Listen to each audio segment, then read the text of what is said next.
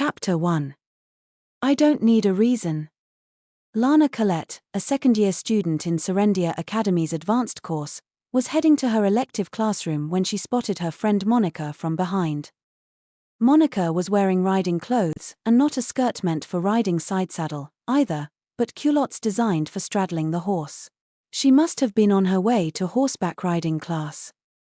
Lana was surprised when Monica had chosen horseback riding as an elective, but when she heard she'd be taking the class with Casey, an experienced rider, Lana had privately sighed in relief. But then Casey had suddenly withdrawn from school.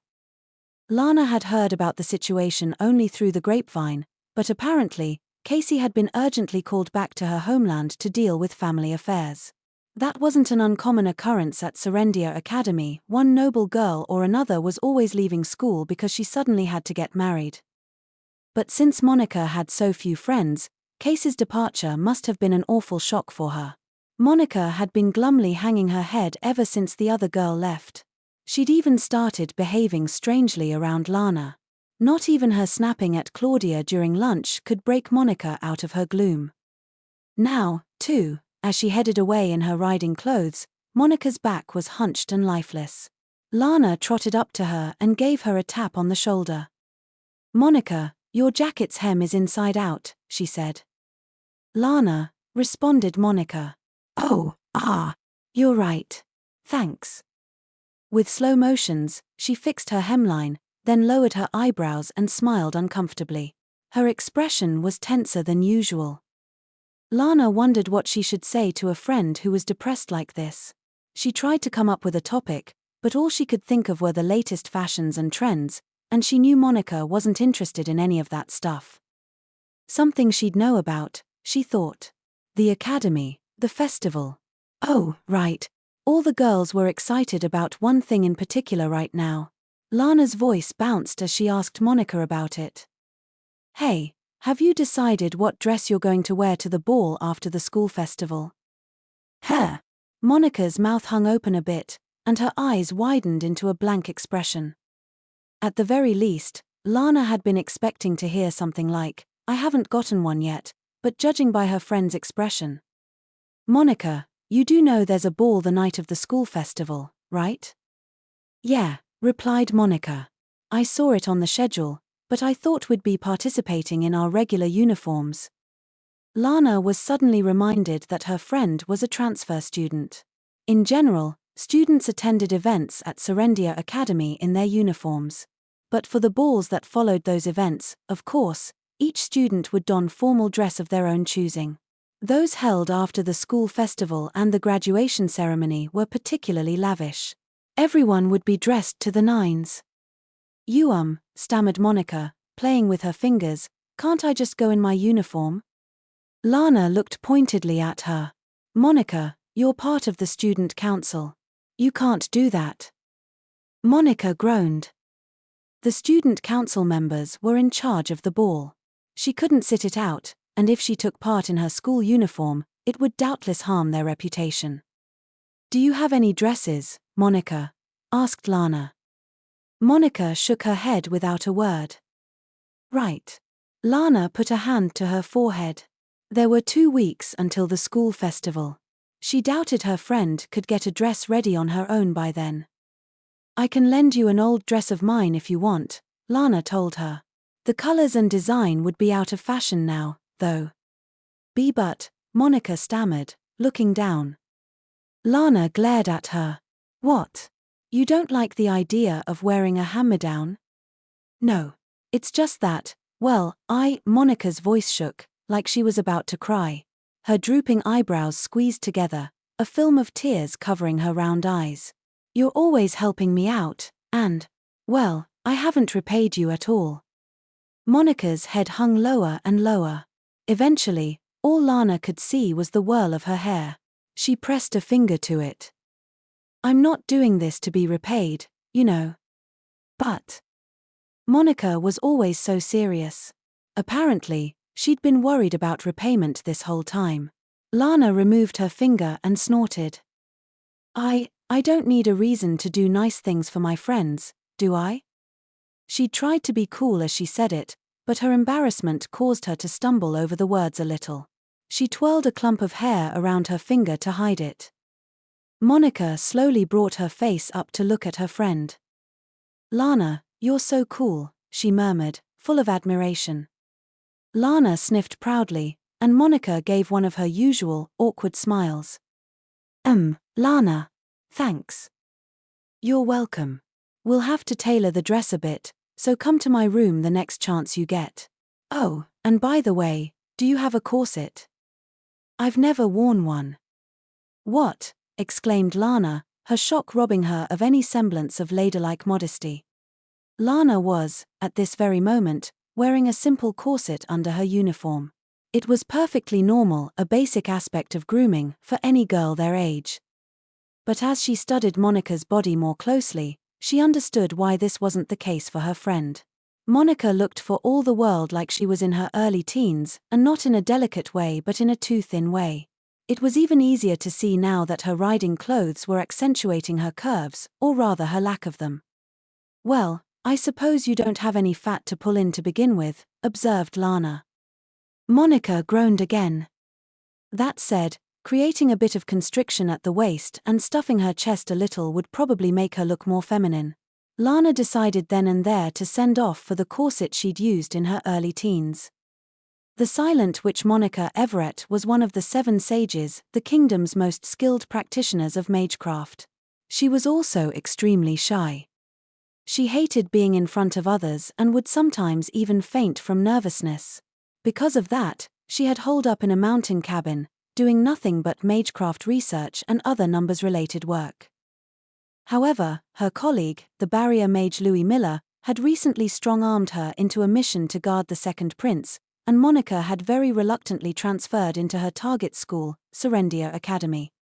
The academy was an elite school for noble children, and the things they studied, proper etiquette, ballroom dancing, and the like, were completely new territory for Monica, whose talents all lay in magecraft and mathematics. Nevertheless, with some help from her friends, she had already overcome several trials. Now she was about to face her next challenge, one of her electives, horseback riding. "I'm Monica Norton, a second-year student in Serendia Academy's advanced course. Pleased to meet you." It had been only a month and a half since Monica had transferred into the academy. But she didn't bite her tongue or stammer. This was the most fluid, energetic self-introduction she'd ever given. She bowed to the horse in front of her. That's right, she'd just introduced herself to a horse. Obviously, the horse wasn't going to respond like a human might. It whinnied, its mind clearly somewhere else. "Okay. I'll do my best," Monica thought. She'd been down in the dumps lately, but after talking to Lana, she was feeling a tiny bit better. Rallying the little burst of energy her friend had given her, she clambered up onto the horse. Aided by the teacher's hand, of course, she couldn't have done it on her own. Oh no, I'm so high up."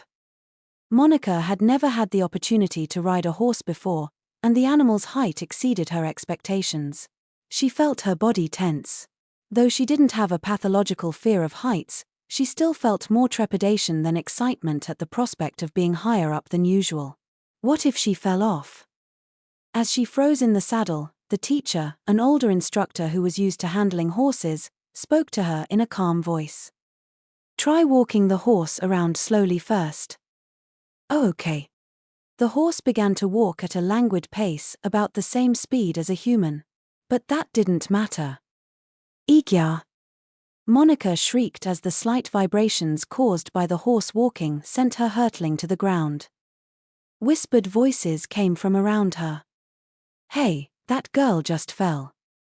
That's Monica Norton from the student council, right? How in the world did she manage to fall off a horse that slow?" Monica whimpered. Her motor skills were absolutely abysmal. She was clumsy, had awful balance, and tripped over nothing all the time. When it came to horseback riding, that lack of balance was lethal. The shaking of the horse as it walked and the minute slant when it began to turn were all it took to throw her stiff, tense body off its back. "Ow, that hurts." She tried 3 more times after that, each attempt lasting less than a minute before she fell off. The exasperated looks from those around her stung her as much as the physical pain. Why can't I just do things like everyone else can? She wondered, biting her lip. In all honesty, she knew why. She couldn't do the things the rest of them could because in the past, she'd never tried, she'd always run away. Clenching a fist to revive her shattered enthusiasm, Monica got up and faced the horse again. I want to learn how to ride a horse. I'm going to learn, and then. A girl's face flashed in her mind. She was smiling, her hair like a horse's tail. Then, one day, I'll be able to. I'm surprised you chose horseback riding, came a familiar voice from behind her. Monica froze. Why was he always catching her by surprise like that? She turned around, and just as she'd expected, two gorgeous blue eyes met her own. Your Highness. You've improved, came the reply. You made it through all 2 words without stammering. Felix Arc-Riddil, the kingdom's second prince and the one Monica was supposed to be protecting, covered his mouth and chuckled. This took her by surprise. Had the prince chosen horseback riding as an elective? As she stood there in astonishment, he hopped up onto the horse. Not onto the saddle, though, but into an unstable position right behind it. Then he extended a hand toward her. Come. Heh. It's my job as your senior to guide you, isn't it? Monica wanted to avoid the negative attention she'd surely get by allowing Felix to teach her. But more than that, she wanted to improve. She bowed quickly and said, "Tich thank you," choking on the second word.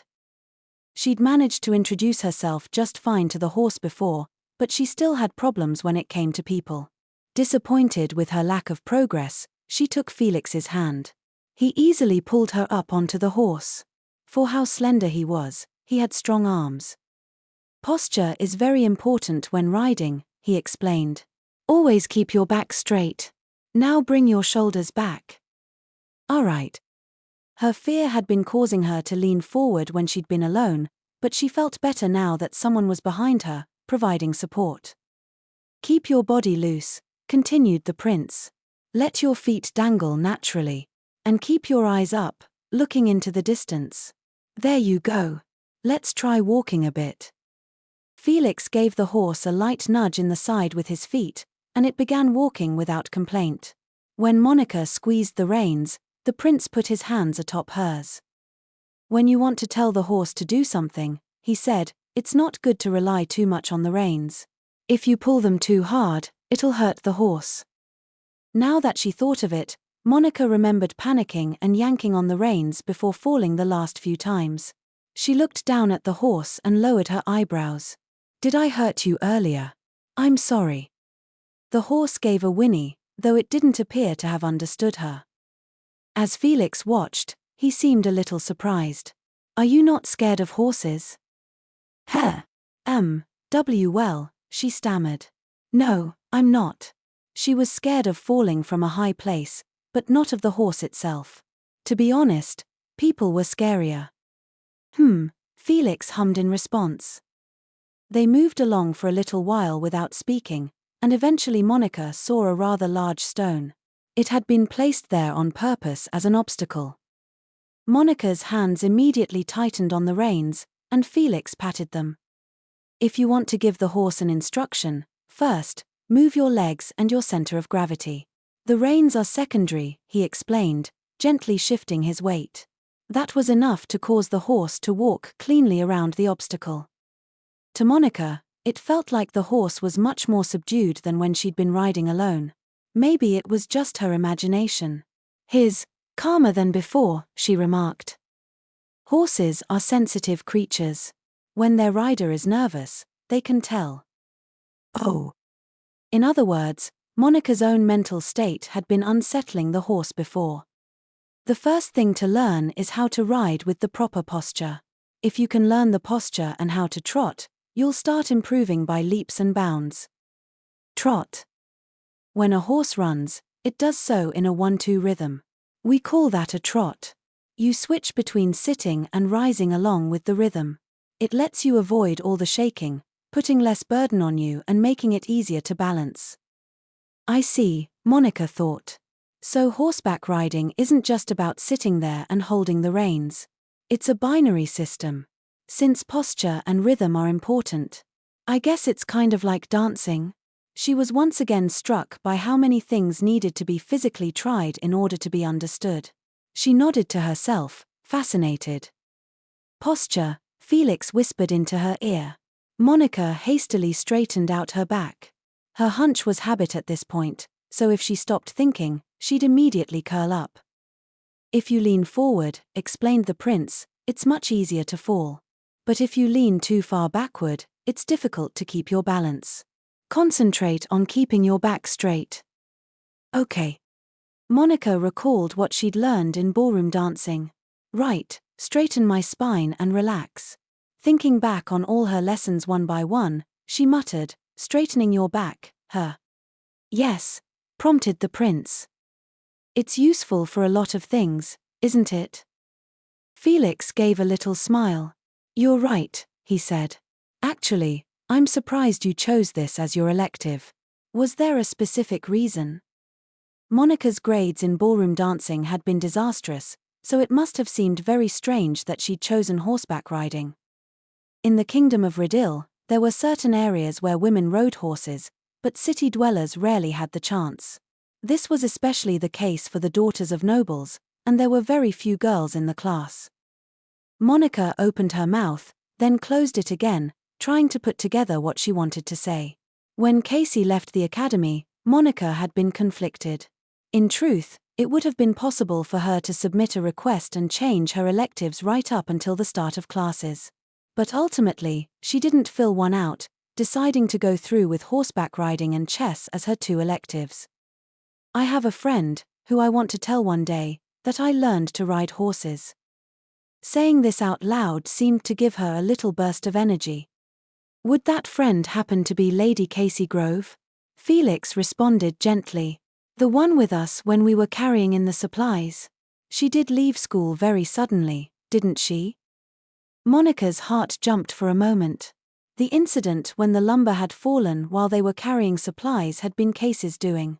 On the surface, the matter had been settled as a simple accident, and Louis had retrieved the magic item she'd planted to assassinate the prince. Felix couldn't have known anything.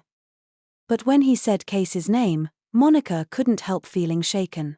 If anyone finds out Casey was after the prince's life, she'll be executed. Perhaps her panic traveled through the reins, because the horse began to step a little more awkwardly. Felix soothed the horse and said quietly, "You haven't been yourself since that day." Is that so? It is. So I'm relieved to see you take on riding with a positive attitude. Positive attitude? She wondered. Those words don't describe me at all. Still, if Monica was looking ahead even a little right now, then it was because of all the kind people like Lana who had given her courage and spurred her onward. It was thanks to them that Monica could hold on to the hope of meeting Casey again one day. She imagined herself smiling and proudly telling her friend she'd learned how to ride. That would be her goal. It's good to have goals, remarked Felix. I hope you can hold your head high and tell your friend about this one day. Although the prince teased her constantly, he never made fun of her. That made her happy, and Monica managed to awkwardly ask him a question, barely moving her lips. Yes. Come to think of it, why did you, choose this class? The second prince was said to be a multi-talented genius. She'd heard he was a very skilled rider, and yet he'd still taken this class as an elective. Was there a reason behind it?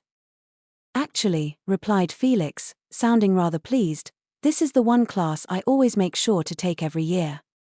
Every year? Do you like riding? Well, yes, but... Okay, I'll make an exception and tell you why, he said mischievously, giving the horse a light kick on its sides.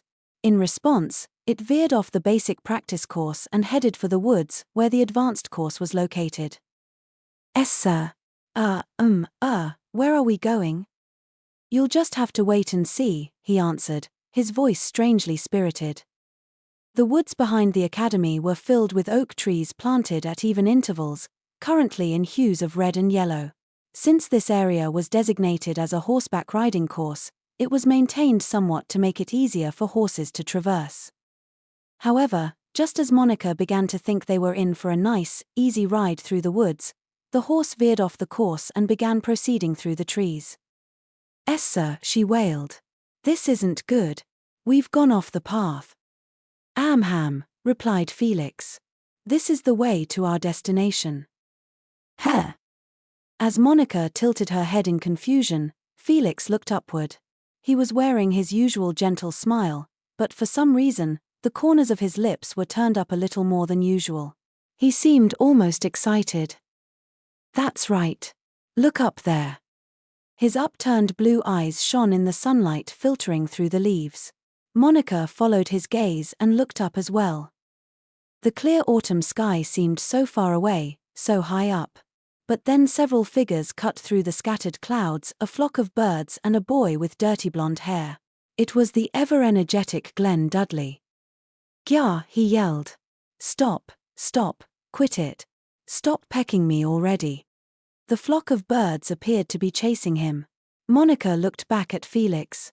The prince continued watching Glenn with vague amusement on his face as the boy flitted around in midair. As Monica wondered what to say, the prince broke the silence.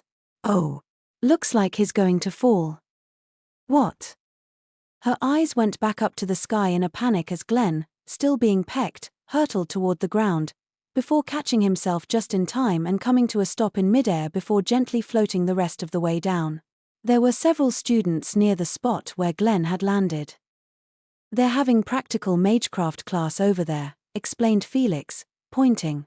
Although Dudley's about the only one who can use flight magecraft. Following the line of his finger with her gaze, Monica understood. The other students were all practicing basic spells. Dudley's incredibly talented, he continued. The formula for flight magecraft isn't that complicated, but it requires precise mana control and an impeccable sense of balance, so even many high mags can't use it. That was exactly the reason Monica couldn't fly. As one of the 7 sages, she had a perfect theoretical understanding of the flight magic formula, and she could control her mana properly as well. But sadly, her sense of balance ruined everything. She'd always slam right back down onto the ground, just the same as horseback riding. But that aside, something about this situation struck Monica as odd. Was it her imagination, or did Felix seem awfully knowledgeable about magecraft? Everyone knows flight magecraft is difficult, she thought. It's not strange he would, too. But as she was mulling this over, the horse began to clip-clop off in another direction. Where are we going now? She wondered, when suddenly she felt goosebumps rise up on her skin. It was like they just passed through a thin, invisible film of some sort, the unique sensation you got when you crossed a barrier. This isn't just any defensive barrier, either. Wait. A rush of cold air brushed across her cheek as she brought her head up in surprise. The gust was blowing out from deeper in the woods, chilly as a winter wind. She peered in the direction of the wind and saw 2 figures in a clearing. Both were Serendia Academy students, and both were rapidly chanting. One of them was a blonde young man. The second, facing him, wore his silvery hair tied back behind his neck. It was the student council's vice president, Cyril Ashley. The blonde one finished his chant, then held his fingers up toward Cyril. From those fingers leaped a fireball big enough to just barely put your arms around. Cyril finished his chant at the same time. His spell produced a wall of ice in front of him that blocked the fireball. The flames dissipated, throwing out puffs of steam, but most of the ice remained unmelted. That's, murmured Monica. Felix leaned in toward her and whispered, and this is where they hold advanced practical magecraft classes. They're engaged in something called a magic battle, mock combat using only magic, carried out inside a special barrier. Magic battles were something Monica was extremely familiar with.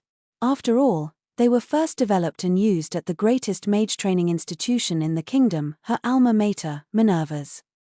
As a general rule, in a magic battle, you were permitted to use only attacks imbued with magic, via magecraft or magic items.